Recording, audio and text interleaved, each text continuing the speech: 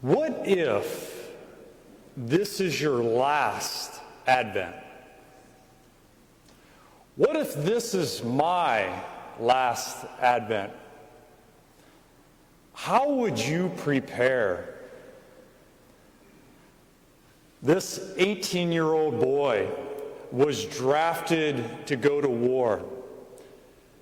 And it hit him like a ton of bricks, that question. What if this is my last Advent? How would I get ready? How would I be alert, be watchful, like the Lord is saying in the gospel? Do you know the image that he gives us to answer that question? Did you hear that? He gave us the image of a gatekeeper. What does a gatekeeper do? A gatekeeper is in charge of letting in and keeping out what is dangerous and letting in what is good. How about you and I? What are we called to be a gatekeeper of? Our senses, what we look at, what we hear, what we take in. We are called to be vigilant. How many ladies in the parish fill hours of their time reading so-called romance novels filled with adultery, fornication, and filth and debauchery? That's not being a good gatekeeper. How many teenagers play the video game Halo? This video game literally has pornographic scenes where the player goes into strip clubs and literally gets into rape situations. That's not being a good gatekeeper. Parents out there, do you know you're called to be a gatekeeper of what comes into your homes? Dads and moms out there, there is a ferocious wolf called the devil that wants to poison, attack, and kill your children. You are called to be on the watch. Jesus says, "Watch therefore. You do not know when the Lord of the house is coming." This one young girl, 13 years old at home, she was in mid-conversation with her friend on the phone, and she suddenly dropped dead. Yeah. My brother-in-law, at 29 years young, suddenly hit a wet spot on the road, spun his Corvette out of control, and then bam, against the oak tree, gone. When you wake up in the morning, don't be so sure you'll have the evening. And when you go to bed in the evening, don't be so sure you'll have the morning. St. Francis says that a soul that dies in mortal sin, he says, woe, woe, woe, woe. You see, when we listen to music that is filled with cursing and blaspheming God, when we watch movies that are just utterly pornographic, vulgar, degrading, this is not being a good gatekeeper of our senses.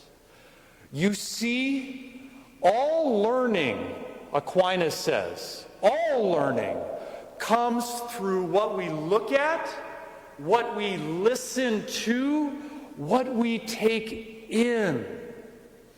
And we gotta be vigilant and alert. Jesus says, may he not come suddenly and find you sleeping. What he's saying is, a gatekeeper that falls asleep for 1 minute, the thief can get through. A shepherd that falls asleep, the wolf can get in and destroy the flock. If any of us die with one unrepentant mortal sin, we are separated from God for all eternity. The only ordinary means the church knows of receiving forgiveness of mortal sin is the sacrament of confession. This healing sacrament heals our senses. It heals our soul. It also makes us less disposed to commit future sins. How many of us, if our arteries were clogged up, would not see a cardiologist for help? If we had diabetes out of control, how foolish we would be if we didn't seek medical assistance. The divine physician knows that we need the healing remedy of his precious blood. And when we go into the confessional, the shackles fall from our wrists. The poison is extracted from our hearts. And there is a spiritual resurrection take place. Jesus says that he will do greater things than raising the physical dead to life, from healing those of blindness. He says raising a soul from spiritual death is greater than either one of those. Tonight we have a choice. We can continue being sloppy with gossiping about others. We could be sloppy about texting and driving. We could be sloppy and slothful about letting our kids poison themselves with what they look at, what they listen to.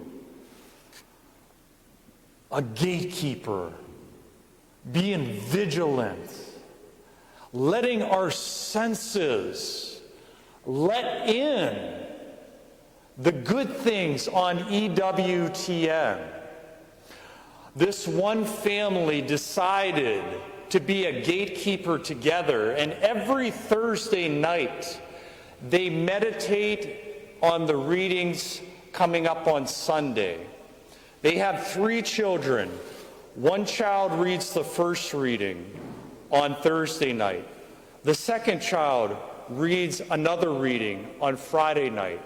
The third child reads the responsorial psalm on Saturday. And then on Sunday, guess what they do?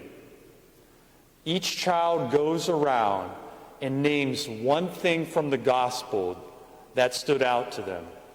One thing from the homily. That is being a good gatekeeper. It is letting in what is good, true, and beautiful. We are made for truth. We are made for what endures forever. Our hearts are restless until they rest in God. Our souls are craving for the beatific vision. Our souls want God. When the people in Poland were stripped of their faith, they started chanting by the thousands in the crowd, "We want God, we want God, we want God." And our souls want the input. Our souls want us to pray. If you can, this Advent, try to come to daily Mass. If you can't be here physically, watch virtually. Maybe if you can't do every day, consider twice a week. Your soul is craving for this in this scared, confused, violent world. This world does not have the answers. This world will never satisfy you. You have a Grand Canyon in your heart, and your heart will forever be unsatisfied, frustrated, confused, unless you fill the Grand Canyon with the God of the universe. Keep out what is poison. Put in what is beautiful. And then you will be fully alive, the best version of yourself, and you will start heaven on the way to heaven.